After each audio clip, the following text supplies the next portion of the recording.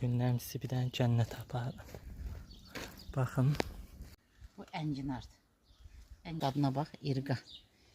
Nə gözəl bonsai qabları. Bu isə mənim əsl zirincim Barbaris. Bu mavicilər.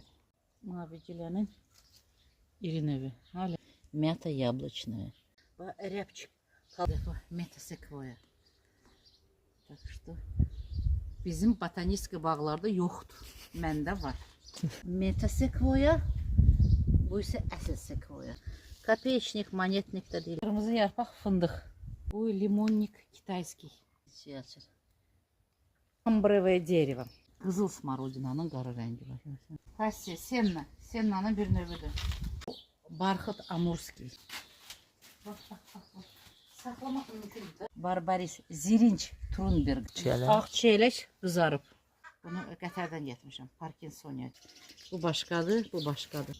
Loes. Leucena. Passiflora incarnata. Lezzət edir adama. Xarizya. Adı Xarizya da gedir. Seyba da gedir. Seyba. Əslinə qalsa bulvardakı bababın balalı. Pitaya. Bu da kaktus sukulentdir. Uzaq şərq kedri. Cezalpinia. Asina. Detsiya. Çay tikanıdır. Brussaneti yaponska deyirlər. Bu kağız ağacı. Bu da xartut. Ərin yeşəliyinə. Nə görsən qulançar, nə enlikdə qulançar olur. Üzüm olsun 9-10. Sən o tərəfdən, mən bu tərəfdən. Çəkir kamera.